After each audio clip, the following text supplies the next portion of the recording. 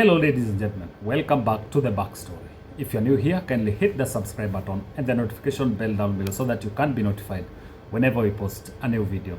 Now ladies and gentlemen, it seems like Nyali Member of Parliament Mohamed Jichopevu is on his way out of UDA party. And this is after the Member of Parliament launched scathing attacks at the UDA Secretary General HASSAN OMAR. The Member of Parliament has claimed that he's being frustrated by the Secretary General and is alleged to the fact that the Secretary General is working on a way in which he can be sidelined during the upcoming UDA grassroots elections.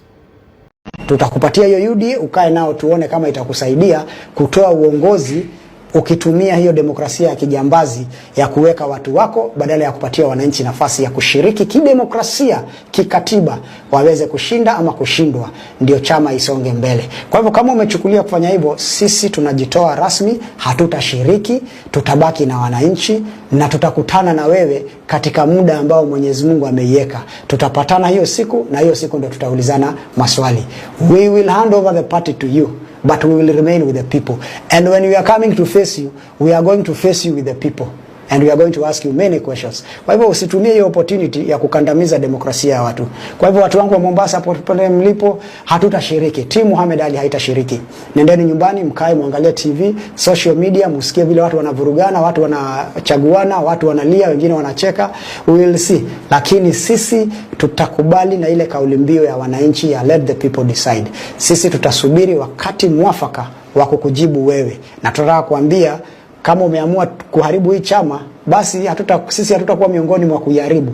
Tutakuachia uharibu vizuri. Sisi hatutashiriki, na ni hayo tu kwa wale ambao wamekuwa wakiuliza maswali. Tutajibu haya mambo mengine katika wakati ufao. And we have many options on the table.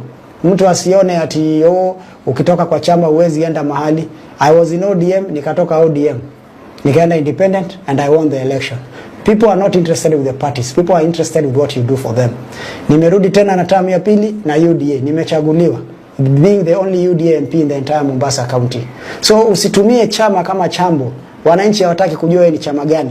Wananchi wanataka kujua ni hipi umewafanyia, ni lipi umewafanyia, umejenga shule ngapi, barabara ngapi, makazi ngapi, umefanya nini kwa wananchi. So don't take advantage of power. Naona hii power. Now, ladies and gentlemen, that is Mohamed Jichopevu. And there were hints about his move out of UDA. And just last week, Mohamed Jichopevu met Rigathi Gachagua, who is the DCP party leader. And earlier on, he had also met Kalonzo Musyoka. So it seems like Mohamed Jichopevu is hunting for a political party to run on in 2027. Remember, Moha is the only UDA Member of Parliament from Mombasa County. So if Mohamed Jichopevu manages to decamp or move to another political party ahead of 2027 general election, then this is going to be a very big hit to President William Ruto's party. Why am I saying so? Just as I've said that Mohamed Jichopevu is the only UDA Member of Parliament from Mombasa County, and him ditching UDA will be a very big blow to that party, because even though the Secretary General comes from Mombasa County, but Mombasa County generally is a UDA, is an ODM stronghold. So you'd expect that his move to another political party would give a room for ODM to capture that Nyali parliamentary seat. And even if ODM doesn't capture it, it will still be a big blow to UDA, because now they will lose someone who has the potential of winning that seat and adding numbers to their national tally. This has raised a lot of eyebrows, and his meeting Rigathi Gachagua already raised eyebrows, with Oscar Sudi coming out to criticize Mohamed Jichopevu. If you want to know how serious this is, he criticized Mohamed Jichopevu by saying that him associating with Rigathi Gachagua was not going to add any political clout or clout to him. and he said that Rigathi Gachagua was impeached and all that. But this is not even about Rigathi Gachagua, because one, it sends a very negative image about UDA party. Remember, UDA party is currently struggling to have numbers or to win people over ahead of 2027 general election. And losing someone who was a point man in the coast region sends a very negative image, because look at UDA as it stands right now. Who are the political leaders or regional leaders who UDA can associate with? The fact that UDA has lost Central Kenya already sends a very negative signal towards their supporters, because they have lost Central Kenya, even though they're still trying to get some numbers, but which I doubt if they are going to get. If they lose Coast, where Mohaji Chopevo comes from, this will embolden ODM to go for that seat. The only stronghold that UDA now remains with would be Rift Valley, because if they are locked out of Coast, they are locked out of Rift Valley, they are locked out of Nairobi, locked out of Nyanza. Western, I'm not very sure if the Mudavadi factor will give them numbers. Northeastern, yes, there is the Duale factor. Duale still has influence. They might get some significant number of members of parliament and MCAs. So this dilutes the energy and the power that UDA had in 2022. So it now brings back UDA to become like a regional leader, a regional party instead of a national party. But this does not only apply to UDA alone, because if Moha leaves now, it means by the time we are getting to the nominations, these are just grassroots elections.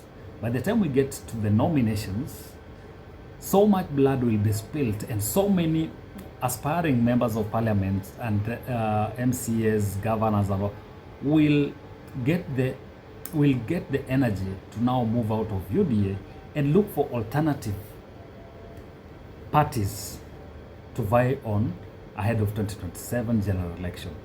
But my thinking is that it's not only UDA that will suffer. So many parties will suffer similar situations. ODM might suffer the same ahead of 2027 general election, because one thing that is affecting our political parties is the fact that leaders do not give members an opportunity to elect their leader, elect their representatives from the grassroots all the way to the national level. There's a lot of interferences from the national party leaders. Take for example UDA right now. Mohamed Chopevo is accusing the Secretary General of interference. This is just grassroots elections. When it comes to now nominations, party nominations, that is now where the interference is felt the most.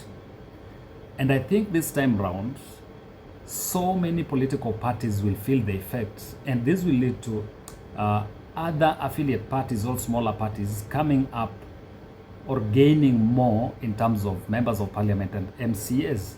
So the only solution to all this is for the national leaders to stop interfering in grassroots and national functions like nominations and grassroots elections.